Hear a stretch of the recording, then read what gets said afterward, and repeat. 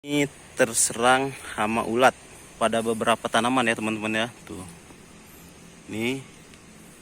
Jadi sebelum parah, sebelum menyebar luas, kita lakukan pengendalian menggunakan Bacillus thuringiensis. Nanti si bacillusnya itu akan menjadi patogen ya untuk ulat yang ada di dalam sini. Jadi sistemnya dia akan menyerang ulat yang ada di kol ini teman-teman.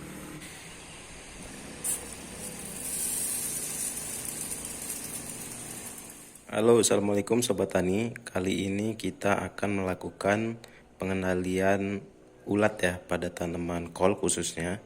Dan ini kita melakukan pengendalian dengan cara organik.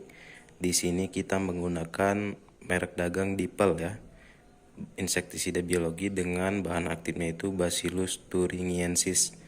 Ada juga strainnya ya, ABTS 35150 4%. Nah, jadi ini insektisida biologis racun lambung yang berbentuk tepung. Nanti kita suspensikan. Nanti ini akan menjadi agen hayati bagi ulat yang ada pada tanaman itu. Nah, untuk dosis aplikasi ini ada untuk kubis misalnya 1-2 gram per liter air. Nih. Nah, produk ini bisa digunakan untuk beberapa jenis tanaman. Di sini contohnya ada bawang merah, kubis, kol, cabai, tomat, dan nama hama sasarannya juga sudah ada ya, ulat gerayak. Konsentrasi penyemprotan sekarang kita mau aplikasikan 1 gram per liter dan saya akan menggunakan kurang lebih 7 liter air. Nah, untuk aplikasi bisa dilakukan pagi dan sore hari, tapi diusahakan saat cuaca tidak hujan, karena insektisida biologi seperti ini kalau terkena hujan cepat sekali akan hilang ya teman-teman ya. Ini tangki yang kita gunakan, tangki cas listrik ya. Kita isi setengah nanti. Sekarang kita timbang dulu. Ini udah saya siapkan kertas, kita akan lakukan tera. Oke, kita timbang ya. Nah, bentuk dalamnya itu seperti ini ya teman-teman. Nanti Bacillus thuringiensis itu akan aktif setelah kita larutkan ya. Ini memang untuk aplikasi insektisida biologi seperti ini akan sangat lebih efektif di dalam greenhouse ya, atau tempat-tempat yang tidak langsung terkena hujan dan terkena matahari. Itu lebih efektif lagi teman-teman. Sekarang tuh. Nah, ini sudah kita timbang 7 gram ya. Ini untuk cara pelarutannya bisa dilarutkan dulu ke dalam ember menggunakan air atau langsung seperti ini teman-teman. Nah, langsung seperti ini bisa kita tumpahkan di atas ini. Nanti kita isi airnya itu secara bertahap ya, supaya bacillus ini larut teman-teman. Yuk kita aplikasikan.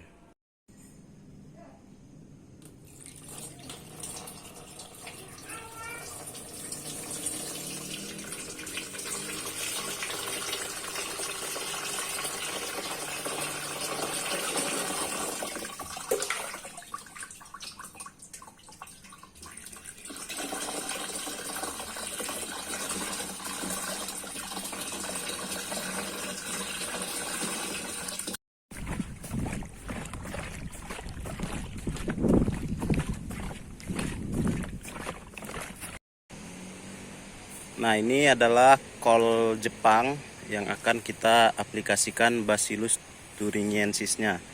Ini kita aplikasikan di sore hari karena cuaca hari ini cukup bagus ya teman-teman. Jadi kemungkinan hujannya kecil. Dan ini terserang hama ulat pada beberapa tanaman ya teman-teman ya. Tuh. Ini. Jadi sebelum parah, sebelum menyebar luas, kita lakukan pengendalian menggunakan Bacillus thuringiensis. Nanti si bacillusnya itu akan menjadi patogen ya untuk ulat yang ada di dalam sini. Jadi sistemnya dia akan menyerang ulat yang ada di kol ini teman-teman. Ini parah ya kalau tidak dikendalikan, khawatirnya akan menyebar luas. Ini masih bagus ya, ini masih bagus.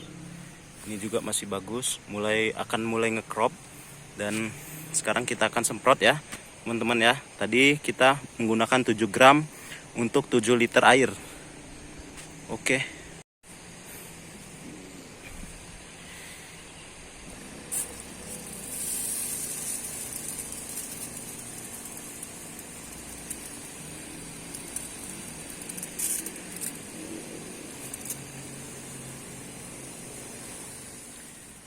Oke, udah kita semprot semua guys. Jadi ini ada itu basilusnya yang masih menempel di daun ya. Nah, ini di lahan yang berbeda dari dengan yang pertama kita semprot. Tapi semua udah beres. Nih. Kita dalam budidaya pertanian organik ini selalu menerapkan tumpang sari ya, teman-teman. Tujuannya untuk mencegah hama ya, karena kita menyerupai lingkungan alaminya ya. Dan di sini di kol ini sebelah kirinya sudah kita tanam bunga ya, marigold. Harapannya ada musuh alami yang bersarang di bunga marigold ini, teman-teman. Dan di tengahnya ini kita juga tumpang sarikan dengan atau intercropping dengan ketumbar. Nah, tujuannya juga sama, dari bau ketumbar itu harapannya hama tidak menyukai berada di sekitar sini ya, karena bau ketumbar cukup menyengat ya, teman-teman ya. Tapi tetap teman-teman, namanya hama terkadang sulit untuk kita kontrol ya. Meskipun kita sudah melakukan berbagai macam upaya pencegahan, ketika hama itu datang tetap kita harus melakukan pengendalian. Nah, di sini kita melakukan pengendaliannya dengan menggunakan seperti yang di awal tadi sudah kita bicarakan, yaitu insektisida biologi yang berbahan aktif Bacillus thuringiensis 54% ya, teman-teman. Nah, untuk keefektifannya, apakah efektif atau tidak? Jawabannya sangat efektif, teman-teman. Tapi untuk di tempat budidaya yang iklim mikronya terjaga ya, terkontrol. Artinya di dalam greenhouse gitu, atau di dalam naungan gitu, teman-teman. Kalau untuk yang langsung di lahan terbuka seperti ini, biasanya keefektifannya cukup efektif. Tapi banyak faktor yang sangat mempengaruhi. Misalnya habis aplikasi seperti ini terjadi hujan ataupun cuaca yang ekstrim, itu membuat aplikasi insektisida biologi kita kurang mampu bekerja secara efektif ya, teman-teman ya. Nah, ini adalah contoh tanaman yang di luar greenhouse tapi kita beri naungan ya, teman-teman. Ini di dalam sini ada tanamannya. Dan ini pertama ada lapisan jaring untuk mencegah hama sekaligus menaungi tanaman ya, supaya tidak terlalu panas. Dan di dalam sini ada rainbow chat atau silver beet yang kita tumpang sarikan juga dengan ketumbar, teman-teman. Jadi untuk tanaman yang di bawah naungan seperti ini, di bawah jaring dan di bawah plastik, ini plastik, efektif sekali dilakukan pengendalian menggunakan insektisida biologi, teman-teman. Yaitu karena lingkungannya terjaga ya, terkontrol ya. Oke, ini juga akan kita semprot, teman-teman, karena insektisida biologinya masih ada. Yuk kita semprot.